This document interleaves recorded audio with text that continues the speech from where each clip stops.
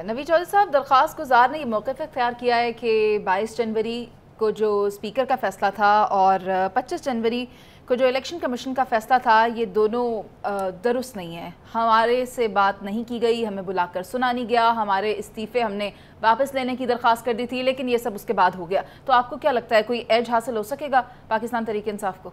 देखें, इसको हम दो हवाले से देखेंगे। पहला हवाला कानूनी है, और कानूनी बात बिल्कुल सादा सी है कि लाहौर हाई कोर्ट की जुरिस्डिक्शन ही नहीं थी। ये एक बहुत अजीब व गरीब और गलत रस्म चल पड़ी है। हाई कोर्ट कुछ कहता है, सुप्रीम कोर्ट कुछ कहता है, ये चेहरे देखकर फैसले करते हैं। एक ही तरह की 100 FIR दर्ज होती हैं मीर शकीलुर रहमान के ख़िलाफ़, तो सुप्रीम कोर्ट कहती है कि हम तो कुछ नहीं कर सकते, आप हर जगह जाके केस लड़ें। एक ही तरह की 3 FIR, 2 करीब में इस्लामाबाद और मरी में और कराची में दर्ज होती है शेख रशीद के ख़िलाफ़, तो हाई कोर्ट कहता है ये कैसे हो सकता है जी कि एक ही तरह की 3 FIR दर्ज हो जाएं। मैं यहीं से सारी खारिज करता हूँ। ये क्या हो रहा है? जुरिस्डिक्शन का मामला 100% है।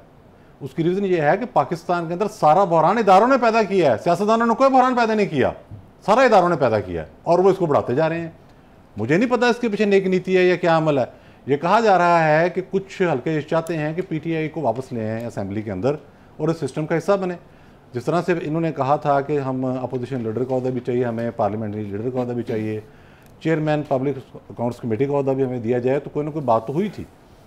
अब ये मामला अगर वहाँ चला जाता है और उसके बाद स्पीकर कहता है कि मैं तो इस बात को नहीं मानता, इस्तीफ़े जो हैं वो कबूल किए जा चुके हैं, उसके शवाहिद क्या हैं? उसके शवाहिद यह हैं कि एक मरतबा नहीं, पार्लियामेंट के अंदर खड़े होकर, पार्लियामेंट के बाहर खड़े होकर, खतूत के ज़रिए इलेक्शन कमीशन से मुतालबा करने के हवाले से, अदलिया से रजू करने के हवाले से ये लोग बार बार कह चुके हैं हम इस्तीफ़े दे चुके हैं, हमारे इस्तीफ़े कबूल किए जाएँ।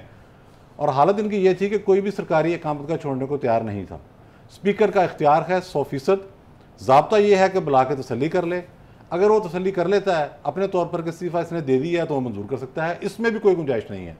तो ये जुरिस्डिक्शन का मामला 100% आगे जाके ये खड़ा होगा और इस पर डिस्कस होगा कि ये मामला किस तरीके से लाहौर हाई कोर्ट ने टेकअप कर लिया और कैसे स्टे जारी कर दिया। तो चीज़ वो आ गई ना कि ये अब एक टेक्निकल पे आगे वेरिफिकेशन नहीं हुई।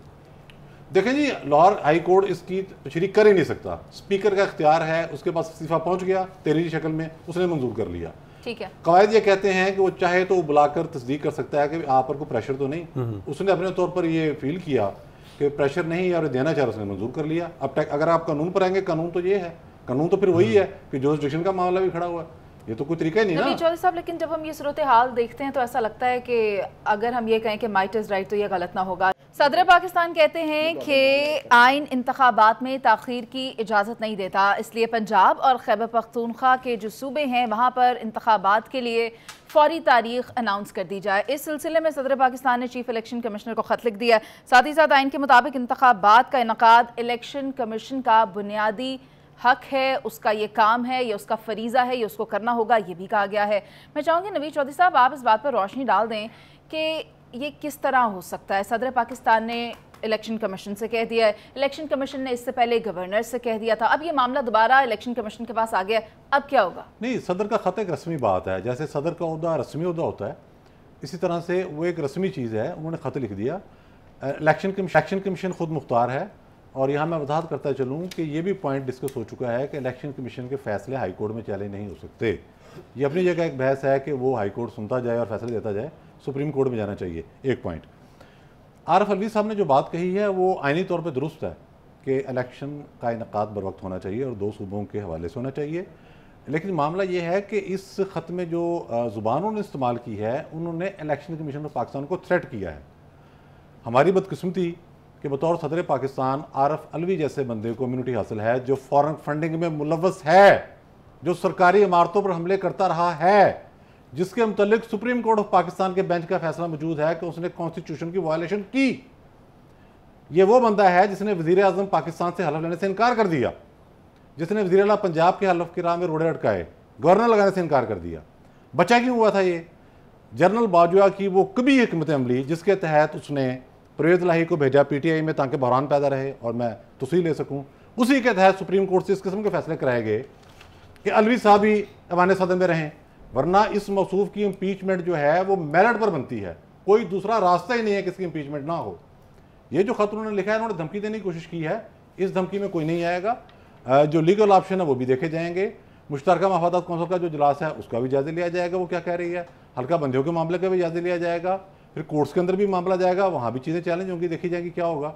तो बुनियादी तौर पर आरफ अलवी ने PTI का एक वर्कर होने के नाते और अपनी पार्टी की पॉलिसी जिसका मकसद धमकाना है उसको फॉलो करते हुए ये खत लिख के इलेक्शन कमीशन ऑफ पाकिस्तान को मरूब करने की कोशिश की है, जो कि नाकाम साबित होगी। या आप आज ठीक है नवीद चौधरी साहब, आप बिल्कुल दुरुस्त बात करें। नवीद चौधरी साहब, आप इसको किस तरह देख रहे हैं? इफ्तिखार साहब ने जो बात की है, इसके दो एंगल हैं जी। पहली पहली बात तो कानूनी है, और कानूनी बात यह है कि जब एक या दो इदारे पूरे मुल्क को यरगमाल बना लें तो तनकीद तो होती है, ये किसी से ढकी छुपी बात नहीं है।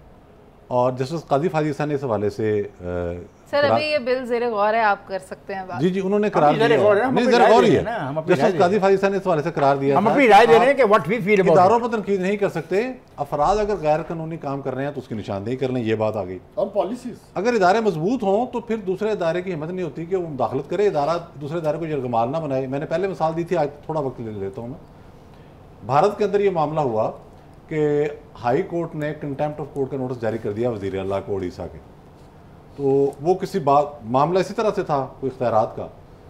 असेंबली ने कहा कि आप चीफ जस्टिस साहब पेश हों इस्तेहकाक कमेटी में, आपने वज़ीर आला का इस्तेहकाक मंजूर किया है, वहीं मामला सेटल हो गया। एक बात, जब पाकिस्तान का आर्मी चीफ 150 साफियों को बुलाकर कहे कि मैं हुकूमत को उल्टाने वाला हूँ, जजेस फैसला देंगे और उसके बाद चीमा भी गिरफ्तार होगा, जिसने प्रोटेस्ट किया वो जेल जाएगा, वही चीफ बता रहा है बाद में कि मैंने 2 वकला को कहा कि सुप्रीम कोर्ट ऑफ पाकिस्तान को फैसला लिख के दो कि नवाज शरीफ वाला केस कैसे हैंडल करना है और तरीन वाला केस कैसे हैंडल करना है।